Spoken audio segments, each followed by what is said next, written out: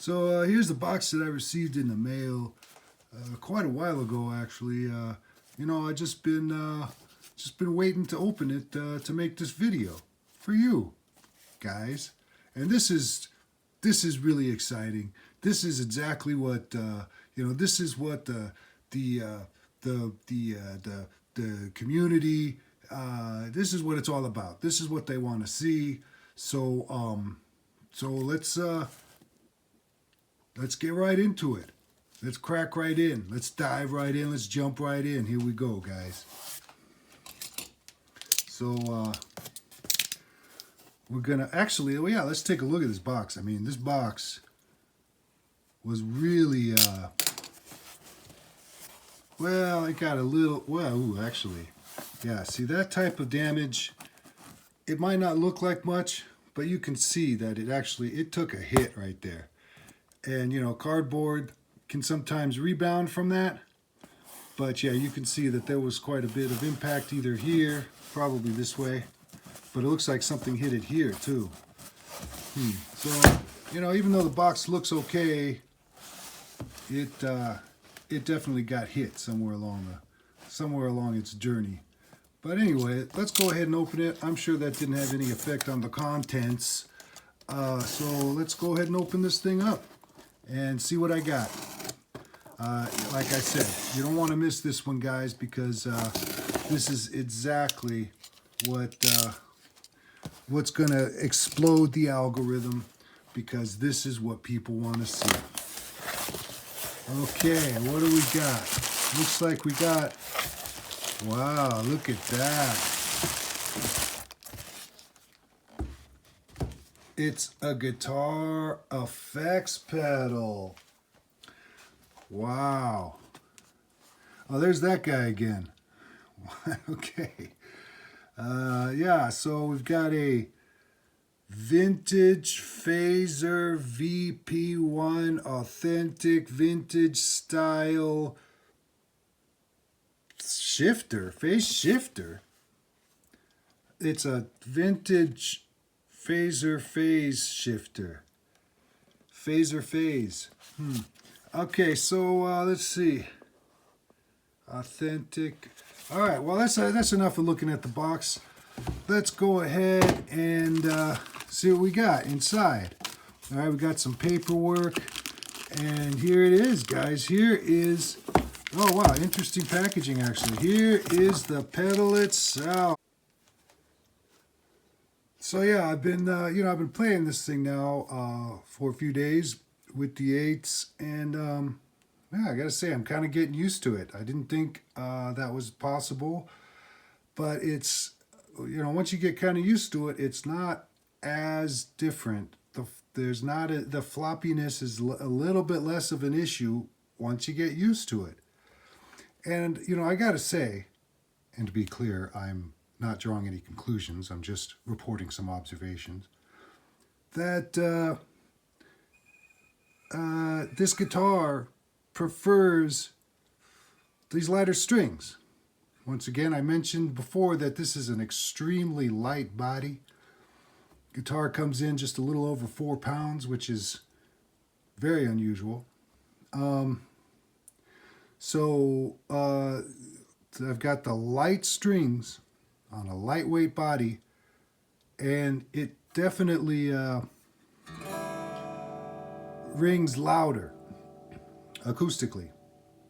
This guitar, I gotta say, is really, I mean, it was pretty cool when I first got it. It seemed pretty easy to play, and nice and light and everything. And I like the sound of these stock P90s.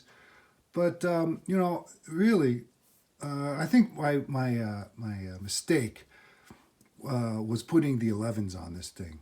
They were a lot heavier than these 8s, that's for sure. I mean, this one comes down to 38 on the E string, which for me is just like, I mean, that feels like, that doesn't even feel like an A string to me. That feels like somewhere between an A and a D, And I gotta say, because after a while you can kind of tell the difference between 9s, 10s, and 11s on the high E string just by kind of feeling them. And I gotta say that this, it feels I would, I might mistake this for a 9, if I didn't know what I was feeling here. But yeah, and it seems like the guitar prefers these lighter strings, and that could be because of the bridge that I put on here, right? I've said, the guitar really it prefers being in tune with itself. So I don't know what happened. It could be the strings, it could be the bridge. I'm not sure, but this guitar is very happy now. I must say. And yeah, and as I was saying, this guitar has presented, lately, just, there's kind of been a problem, one problem after another. So, I'm pretty glad that I stuck with it, and I kept at it, and finally I think this guitar is at a good place. I try to find what the guitar wants, right? Where it's happiest and where it, sounds the best or feels the best. And that's usually a little different, right, from guitar to guitar. So I tend to just kind of let the guitar dictate what it does best and go with that. And when I'm doing the glue stuff, I usually try to lump all of those together, so I can do all the glue stuff at once, because it's kind of a messy, thing. And so, I don't have a real Rickenbacker guitar or bass, but I do have this miniature replica of a Lemmy Rickenbacker bass, and unfortunately, somehow it fell off of its stand, and the neck broke off. Wouldn't you know it? But luckily, it was just a couple of pieces of wood, just like a regular guitar.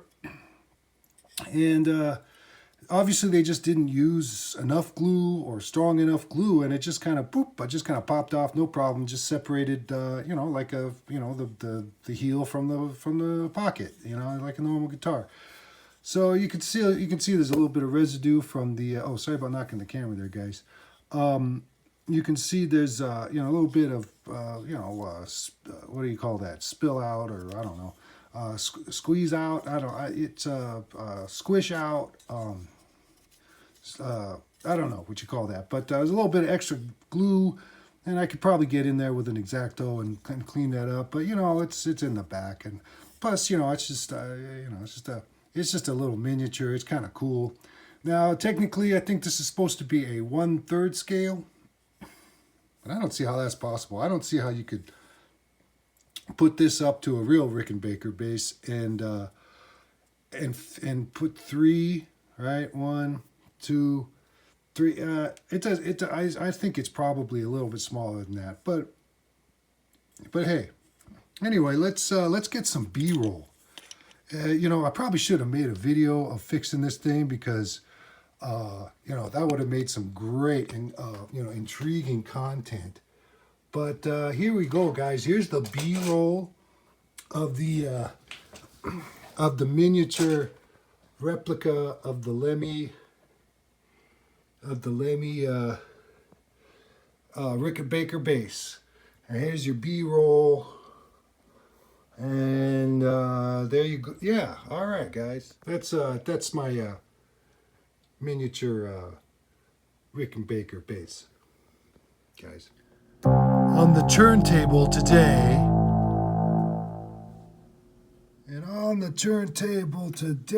we have The Romantics, Side 2.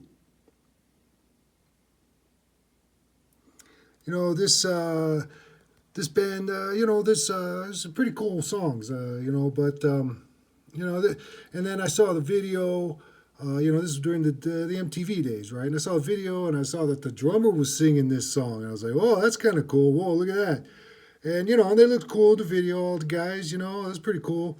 And then eventually, I did find the record, in the used bins, at my favorite local record store, and I saw this, and I was like, oh, wait, what?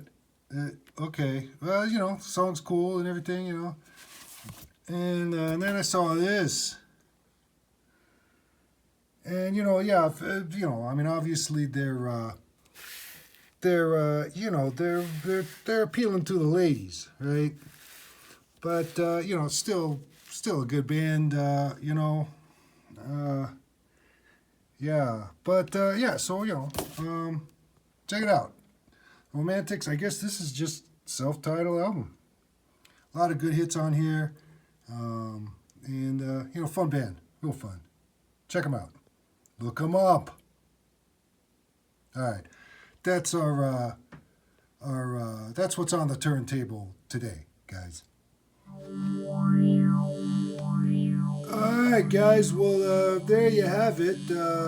Let me know what you think of this pedal in the comments. Actually, don't. But yeah, I think that's enough for today. And you know, I hope you enjoyed it, and have a nice day.